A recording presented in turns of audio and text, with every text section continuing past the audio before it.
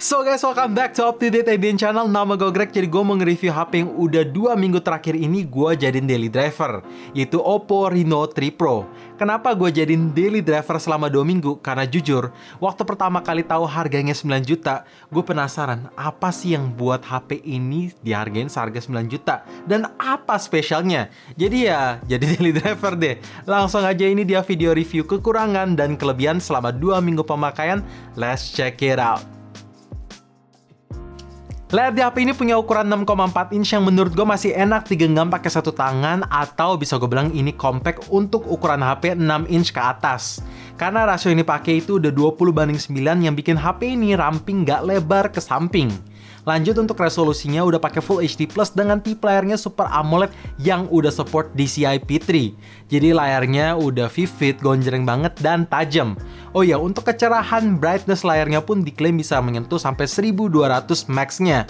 Ya, gue nggak bisa buktiin ini sampai 1200, tapi setelah gue pakai di bawah kondisi terik matahari, isi konten layar masih kelihatan. Apalagi kalau warna background ada yang putih, ya isi konten masih kelihatan. Nah, untuk desainnya, membawa dual punch hole dengan bezel kiri, kanannya udah sama rata kecuali di bawah dagunya masih sedikit lebih tebal, tapi udah oke lah. Makanya screen to body ratio di HP ini bisa mencapai 91,5%. Dan kalau kalian tanya, "Bang, layarnya udah dapat pelindung belum?" Jawabannya udah dapat free screen protector dan ketahanan layarnya udah pakai Corning Gorilla Glass 5. HP ini cuma punya satu varian aja, yaitu 8/256 GB. Tapi walaupun begitu, RAM dan ROM yang dikasih tuh langsung gede banget. Bahkan teknologi RAM-nya sendiri udah pakai LPDDR4X dan internal memorinya pakai UFS 2.1. Oh ya, karena RAM di HP ini tuh udah gede, jadi gue jarang banget ya mesti nunggu loading ulang aplikasi yang sama. Karena aplikasi yang running di background tuh bisa banyak banget. Jadi ya nggak usah sering-sering nunggu loading ulang lagi selama nggak ditutup di backgroundnya loh ya. Terus buka tutup aplikasi juga bisa berjalan dengan baik dan lancar tanpa ada animasi lag. Pokoknya lancar lah. Softwarenya udah run di Android 10, tentunya dengan tampilan antarmuka ColorOS 7.1 terbaru juga. Dan sama-sama seperti yang kalian tahu, perubahan dari ColorOS 6 ke 7 ini cukup signifikan. Redesainnya ada. Contoh, di control center redesainnya terjadi lebih enak digunakan pakai satu tangan dan minimalis. Icon-icon di setting lebih kelihatan minimalis dan simple. Terus icon-icon shape atau bentuk icon di home itu bisa kalian ganti sesuai preferensi kalian. Ada lagi full gesture stock Android 10 yang sangat fluent, mulus, dan handy banget. Terakhir ada di Always On Display yang ini dapat penambahan banyak, tapi akan gue bahas di bagian Always On Display ya. Kamera bahkan di HP ini membawa setup quad kamera dengan primary lensnya menggunakan resolusi 64 megapiksel. Terus 13 megapiksel telephoto yang bisa melakukan 5 kali optical zoom dan 20 kali digital zoom. Lensa ketiga adalah 8 megapiksel ultra wide angle dan terakhir 2 megapiksel depth sensor. Untuk hasil fotonya gimana? Di kondisi daylight gue bener-bener gak ada komplain. Hasil fotonya tuh bagus, pakai banget. Detailnya dapet, warna natural, dynamic range bagus, depth of field-nya bagus, atau ya kalau misalkan kalian mau foto yang ada bokeh-bokehnya, itu bisa tanpa lensa portrait mode. Karena ya seperti gue bilang, depth of field-nya udah bagus. Dan ini bagus sampai ke lensa ultrawide-nya juga. Walaupun memang dalam segi kualitas ketajaman ada penurunan, tapi tetap tajam dan dynamic range-nya juga udah oke. Lanjut, untuk kondisi di low light gimana? Kondisi di low light juga ini bagus. Detailnya dapet. Warnanya natural, terus kayak gue udah gak ada komplain lagi. Even ini di fitur auto tanpa mode night mode, hasilnya bagus banget loh ya. Ini gue gak ada komplain sama sekali lah pokoknya di kamera daylight ataupun low light. Kecuali nanti di nightscape ada di kekurangan terakhir. Lanjut, untuk kamera depan membawa dual punch hole atau ada dua lensa kamera.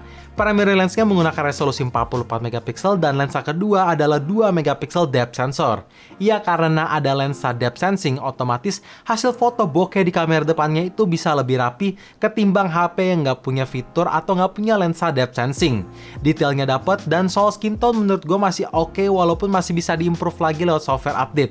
Tapi overall udah oke. Dan kalau misalkan kalian mau foto di low light, tinggal aktifin aja fitur night mode dan backgroundnya itu bisa ngangkat. Detail muka kalian juga bisa ngangkat. Tapi kalau mau lebih detail di muka kalian, tinggal aktifin aja front LCD flashnya. Dan ya itulah seperti yang bisa kalian lihat sekarang ini. Karena nilai jual HP ini tuh ada di bagian kamera, otomatis perekaman video harus bagus. Dan iya, ini kamera belakang di primary lens-nya udah stabil karena udah support AIS. Dan kalau misalkan dirasa kurang stabil, tinggal aktifin fitur Ultra Steady. Dan kalau dirasa perlu stabilisasi lagi, tinggal aktifin fitur Ultra Steady Pro yang bakalan bikin hasil video tuh stabil banget. Tapi ingat, ketika kalian mau gunain fitur Ultra Steady ataupun Ultra Steady Pro ini, make sure kondisi cahaya tuh harus cukup. Kalau nggak bakalan noise-nya berasa jadi kurang kelihatan bagus aja. Tapi at least ada fitur stabilisasi atau ekstra stabilisasi lagi. Dan ada satu fitur yang gua suka lagi, yaitu ada live bokeh di video. Jadi bisa memberikan kamera professional look di kamera depan dan belakang yang cukup handy untuk ukuran HP lo ya.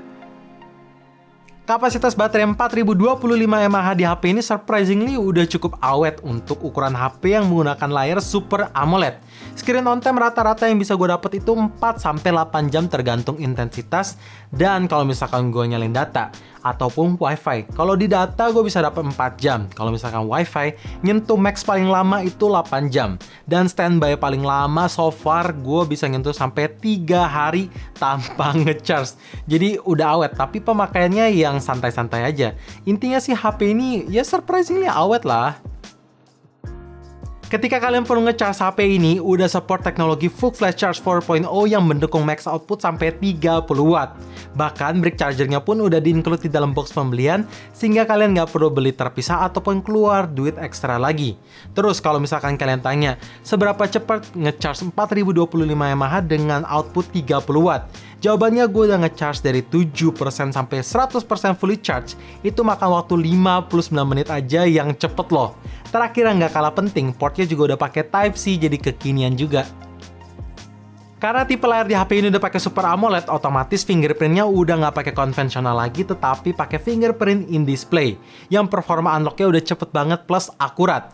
Terus gue ngetesin unlock di jari yang cukup basah atau keringetan, ya masih bisa ke unlock walaupun nggak secepat misalkan jari kita kering. Jadi make sure kalau mau unlock pakai fingerprint, sidik jari kalian harus kering supaya unlocknya bisa cepet. Tapi gimana untuk face recognition-nya bang? Jawabannya udah cepet banget sampai kadang gua nggak perlu nunggu loading langsung masuk, asalkan cahayanya cukup kena muka kita. Oh ya, ada satu fitur lagi yang gue suka di mana fitur fingerprint dan face recognition itu bisa berjalan bersamaan. Yang contohnya misal fingerprint kita lama ke-detect, otomatis akan cari alternatif lain untuk unlock yaitu lewat face recognition. Intinya bikin unlock di HP ini lebih cepat aja.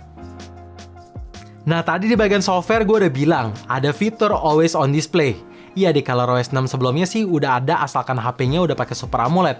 Tapi di ColorOS 6 sebelumnya tuh nggak bisa kita custom. Dan bahkan notifikasi yang masuk atau yang bisa ditampilin itu cuma aplikasi bawaan. Tapi berbeda di ColorOS 7, akhirnya always on display bisa kalian custom sesuai preferensi. Terus notifikasi yang masuk juga bisa sampai third party apps dan ini kepake banget dibanding ColorOS 6 sebelumnya. Pokoknya improvementnya berasa sih di always on display-nya. Gue suka.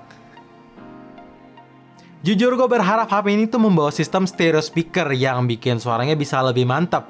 Tapi seiring gue dengar setiap harinya menggunakan speaker, ternyata single bottom fairing speakernya oke juga. Ya memang bukan yang paling terbaik dan paling terkencang, tapi bass, treble, clarity itu balance. Jadi menurut gue udah oke lah. Berikut ini dia live testnya di kekuatan 100%, so make sure kalian pasang earphone ataupun headset supaya bisa ikutan menilai dan gue langsung play ya.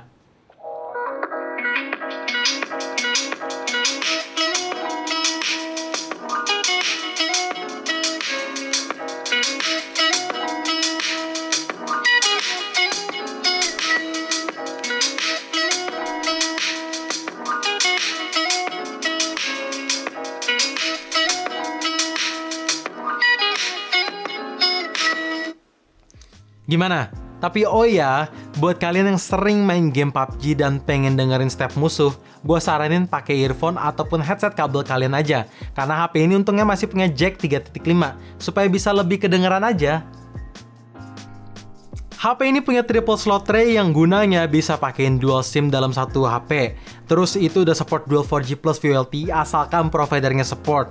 Dan nambahin internal memori sampai 256GB lagi kalau dirasa internal 256GB-nya kurang cukup. Ya total kalau misalkan kalian upgrade max bisa tersedia 512GB lah. Atau jadi hard disk dadakan. Intinya bebas upgrade tanpa harus korbanin slot manapun.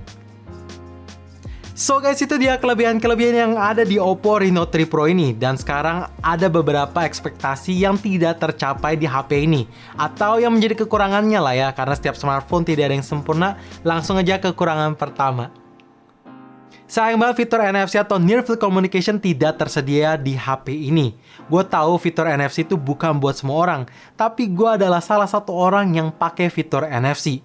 Apalagi kalau misalkan kondisi lagi di tol terus mau keluar tap itu biasanya motong saldo. Kalau misalkan saldo kurang itu bakalan berabe. Jadi ya dengan adanya fitur NFC akan ngebantu gue langsung top up via HP tanpa harus ke gerai offline. Ya buat kalian yang sering naik tol bakalan tahu sih rasanya.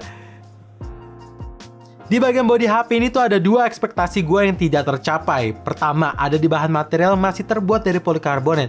Ya walaupun finishing desainnya dibuat kayak kaca asli dan udah solid. Bahkan 2 minggu dari awal HP ini keluar nggak pernah gue pakein casing, bodinya masih mulus. Tapi tetap gue expect HP ini back covernya udah pakai kaca asli dan framenya udah pakai metal. Secara harganya tuh segini. Jadi dengan harga segini gue expect lebih premium lagi. Ya tadi walaupun again udah solid. Dan bagian kedua karena HP ini tuh tipis which is good. Dan ada lagi yang nggak bagusnya, itu BAM kamera jadi berasa banget kalau misalkan kalian nggak pakein casing. Di meja akan goyang-goyang.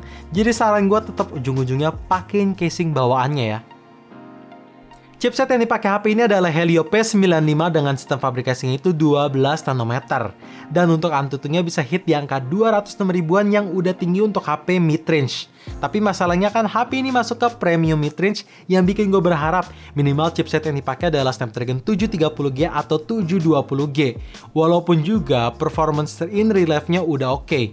Main game PUBG bisa dapat settingan grafik di balance dengan opsi frame rate tertinggi ada di Ultra yang konsistensi FPS bagus, multitouch aman, delay touch dia ada, responsivitas layar bagus dan gyroskopnya juga udah oke. Tapi tetap intinya sih, gue berharap minimal chipset yang dipakai tuh lebih kencang aja. Walaupun chipset yang sekarang bukan chipset kentang, tapi gue berharap lebih tinggi aja sih. HP ini memang punya fitur night mode, tapi kenapa gue masukin ke dalam kekurangan? Karena hasil foto night mode-nya itu nggak konsisten, yang bikin gue lebih prefer ke mode auto. Secara hasil foto di night mode yang kalau misalkan gue foto ada objek cahaya atau lampu, itu hasil foto bakalan overexposed, warna jauh dari kata natural, terus detailnya kurang dan noise-nya bakalan berasa. Jadi untuk kali ini night mode-nya kurang bagus aja dan semoga bisa diimprove secepatnya lewat software update mendatang. Karena night mode yang gue tahu tuh nggak seperti ini. Hasil video kamera belakangnya tuh seperti yang gue bilang tadi udah stabil, tapi sayang untuk kamera depannya masih shaky karena belum support teknologi AIS. Jadi gue berharap semoga ada update yang bisa membawa AIS di kamera depan yang stabil dan termasuk di live bokehnya yang stabil juga ya. Dari tadi hal-hal yang gue permasalahkan itu selalu berawal dari harga. Emang harganya kenapa bang? Seperti yang gue bilang tadi di awal video, HP ini tuh dibanderol seharga 8.999.000 atau kalau mau dibuletin itu 9 juta. Jujur, kalau aja HP ini dibanderol seharga 5 jutaan, mungkin bisa lebih mantap. Tapi ingat, ini menurut gue. Kalau misalkan kalian ada berbeda pendapat, ya nggak masalah sih. Hanya pendapat gue aja intinya. So guys, itu dia video review Oppo Reno 3 Pro selama 2 minggu pemakaian dari kita. Jadi dengan harga 9 juta, apakah HP ini bagus? Jawabannya bagus, tapi apakah layak dibeli? Menurut gua kalau layak dibeli atau enggaknya itu relatif. Tapi kalau gua akan ambil yang versi non-pro. Kecuali kalau HP ini udah 5 jutaan, menurut gua ini worth it. So thank you for watching, jangan lupa like dan subscribe channel ini, sekaligus nyalain notifikasinya juga. And as always, stay safe, stay healthy, dan stay updated with up to date.